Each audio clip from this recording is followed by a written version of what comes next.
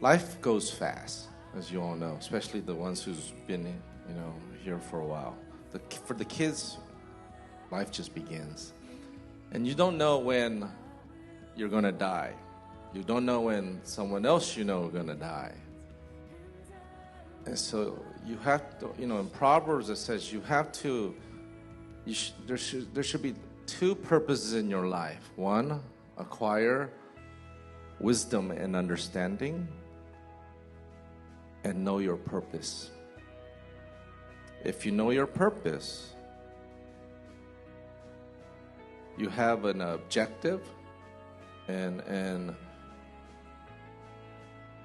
motive to move in a direction for your life. If you don't know your purpose, you're just going through the motions, and time will pass you. People will die, and you're going to lose your chance. Especially as sons and daughters of God, when God has given us the ability to intercede for not only your own family members, but for the world. And yesterday I spoke about, because we were using H.D. Ashanti, his sermon, and Tesla and Elon Musk, the owner, because his objective is to take the global market share of electric cars into the world. God has a marketing plan too, and his objective is to take the global market share as well, but in terms of souls. He wants all humanity to be returned to him. And so your life here is not just to live and enjoy at your level.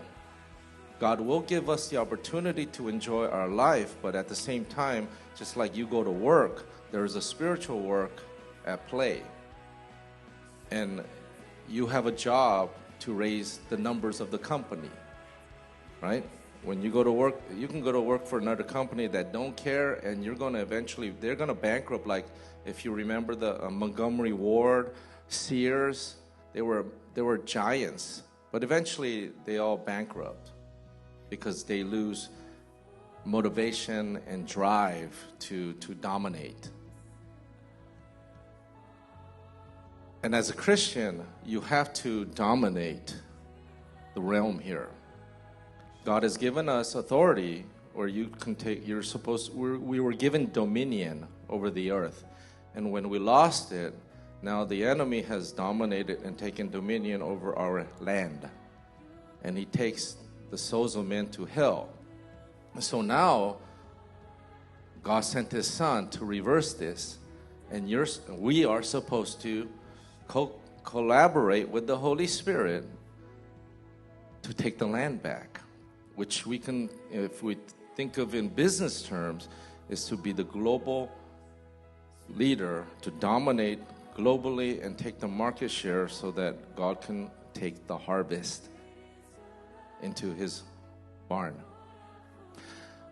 And if you don't know your purpose and you just want to have a pity party about your problems in your life and you don't want to put in the effort, then people are going to die and you're going to be responsible for that.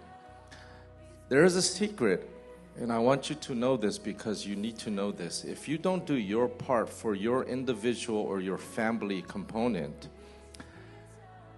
because God is going to send people to this church or to you.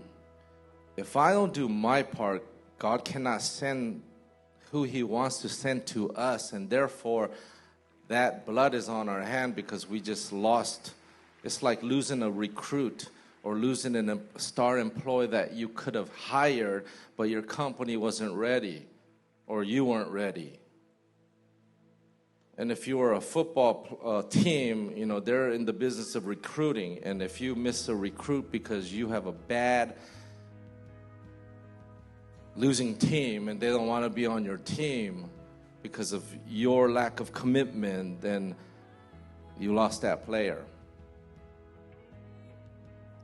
We all have eternal consequences of rewards or punishment And everything is connected. Everything is connected. And if you operate in your fear, if you operate in your insecurity, God cannot get to that next person through you, because that's how God works. He works through His people. And if you don't tremble over this, then you're going to see people wither away and die, and you may be responsible. Now, we can't save the world per se, but you do have a part, and God has given all of us an assignment. And if you're going to waste time over nonsense, you will answer for that. If you are the person with the one talent or mina that God gives you, and you bury it, and you cannot produce the profit in the company which is the church, so that the church can dominate the market, which is to dominate the spiritual realm, and to remove the competition, which is the demons, and to bring in the harvest of souls of men, you will answer. You will answer. And so you need to keep yourself alert and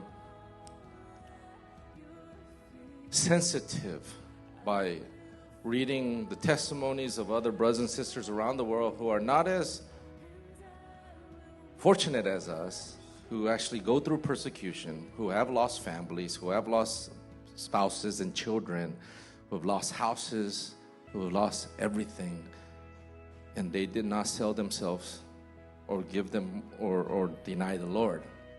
I personally believe, and even in my church, that some of you will betray the Lord if you were put in a position of extreme torture, because you can't even handle this torture level or the discipline level or the negative life that you can experience in this Western country, that you can't even handle this.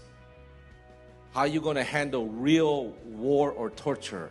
You're going to betray not only your own family member here, you're going to betray God.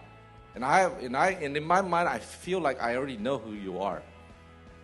And if you don't want to be that candidate, then you need to show God while you're alive right now, while He has you in this life, that your faith is genuine, that your faith will go all the way, and it will not betray God.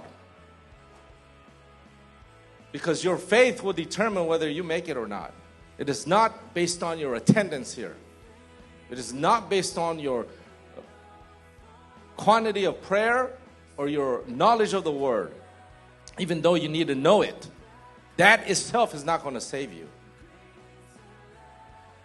So I think you should all get a little serious, because this is not a game. We're having fun, but this is not a game.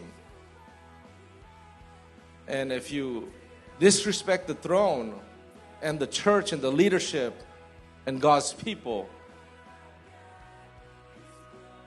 that's what you're going to get in life. You're going to get crumbs.